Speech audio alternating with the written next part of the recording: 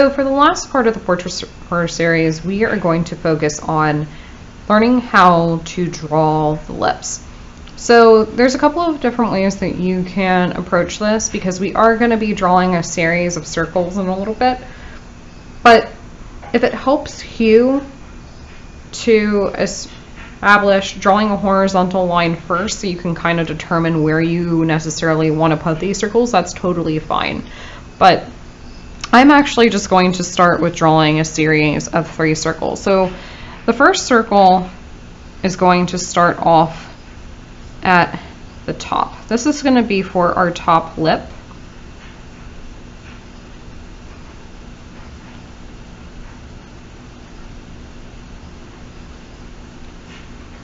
And then I'm also going to draw 2 circles on the bottom of this circle that are also going to be roughly about the same size. So in order to do that, I'm going to draw a vertical line downwards, because where those circles are going to lie is they're going to be on either side of this, and while they intersect with the bottom of this circle, they aren't going to intersect in the center here. So that being said, they're going to come up about a third of the way. So again, if it helps you, you can draw a little bit of an axis right there. And again, they're not intersecting on this line, but they're going to intersect with the bottom part, roughly to the top of this line comes from. And all about the same size, roughly speaking.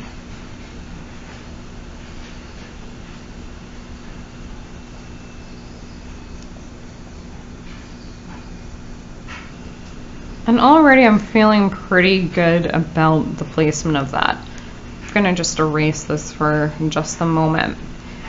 So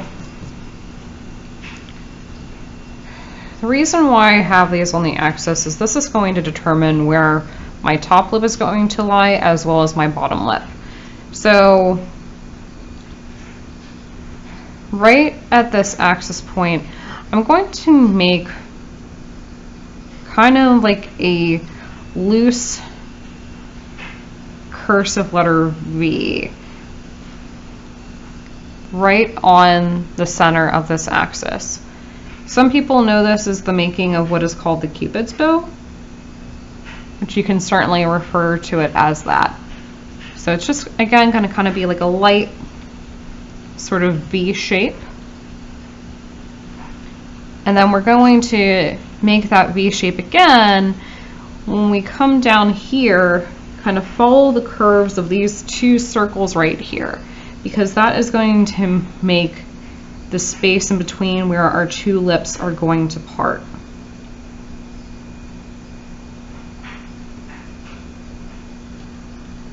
And I'm just going to tailor this out a little bit depending upon the length of this, which I'm going to say is about, give or take, maybe another circle and a half. So I'm going to probably cap it right here. Now this is a lot easier when you're drawing the whole face together, and we know that the ends of the lips are going to be in alignment with our pupils. But for the sake of just drawing lips alone, I'm going to estimate roughly about another circle within a half or so. And again, what you do to one side, you're also going to do to the other. So right where that finger is, that's roughly where I'm going to cap the width of these lips right here.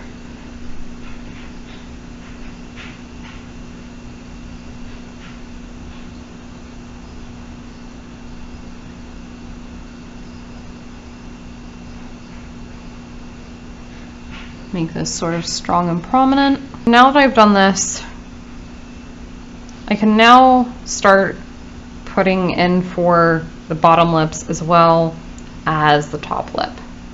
For the top lip, I now have all of this space right here to draw an oval that is going to help me to situate where my top lip is going to fall. If it helps you, again, what you can do is you can just kind of make a little bit of an angle, and that will tell you, okay, I know that my oval is going to fit probably somewhere in here. And also, I know that the curve of that lip is going to sit on top of that oval. So again, what you do to one side, you do to the other, as far as that angle goes. Trying to intersect with that. Okay, so now, I know I can't come above this line because that would be where the tip of my top lip would be, but I am going to start drawing an oval roughly where all these lines meet. So somewhere in there I know is where I'm going to be drawing that oval. So following the top of this curve of this oval, I'm going to now start dragging this down the side of the oval and connecting it back to where the end of this lip line is.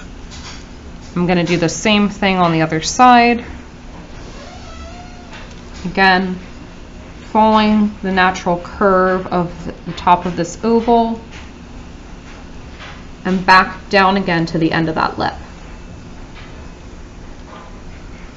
So now I have the top lip shape already done. And now for the bottom lip, what I'm going to do is kind of like I did with my Cupid's bow and the parting on my lip right here. I'm actually going to flip it just a teensy bit. So instead of making kind of like a V type shape, we're now sort of making somewhat kind of like a little bit of a hill. So just very lightly curving that. I might actually bring that up just a teensy bit. And again, what I'm going to do is, now that I've curved that, I'm just going to follow the curve of these two circles that I have and make a diagonal, again going back to the end of my lips. Again, what I do to one side, I do again to the other.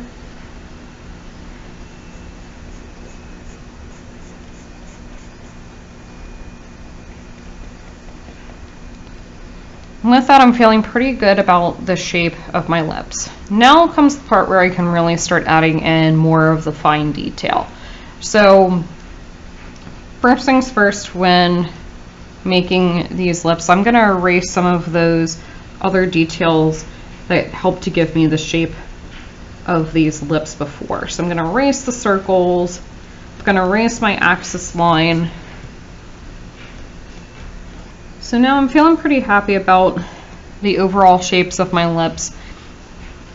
And now, as far as adding the detail goes, the very first thing that I'm going to do is I'm going to add a little bit more separation, so some darker values in between where those lips will be. And you'll notice I'm not adding them all the way across, because if I do, the lips are going to feel very separated and very kind of cartoony, and I don't necessarily want that.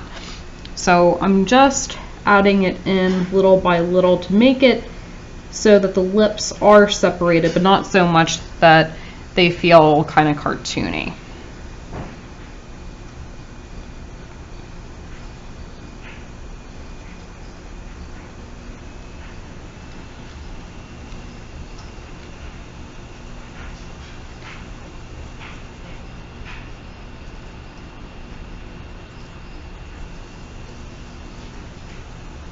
Definitely thicken the line a little bit, thin it out. It all depends on how you want to do it.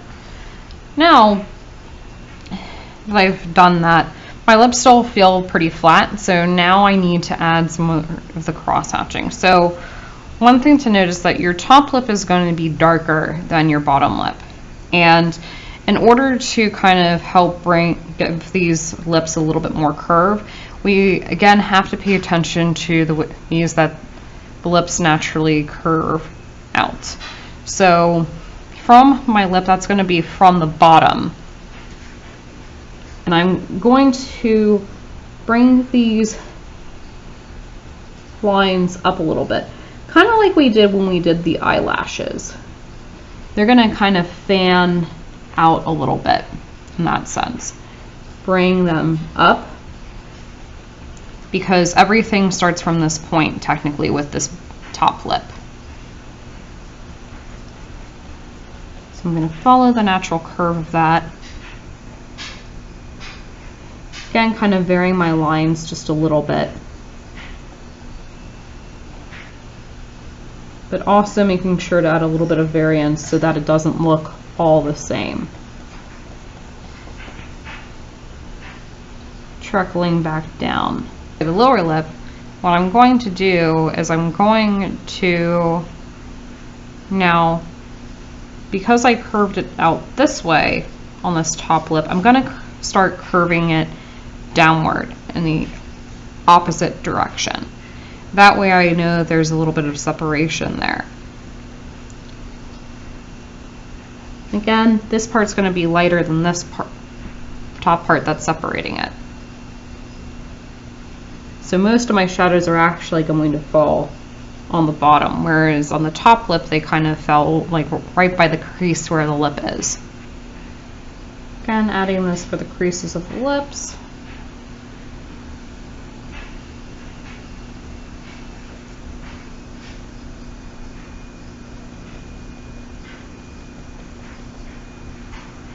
And you can definitely make this more refined. I'm just doing more so just a quick version to get the basics in. And then to also give my lips just a little bit of separation, I'm also going to add just a little bit of a shadow underneath the bottom lip as well.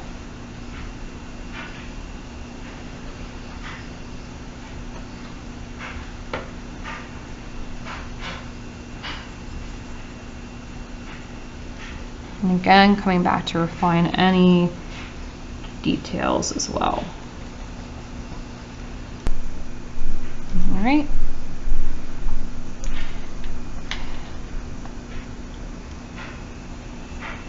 And again, I'm going to add a little bit of shadow right here. And I could stay here for a while and refine it, but that is the basics of lips right there. That is the end of the portraiture series with how to rough out the basics of the human face, the eyes, the nose, and the mouth. I hope that you found this information useful and will take it with you into working on your upcoming projects. See you soon. Bye.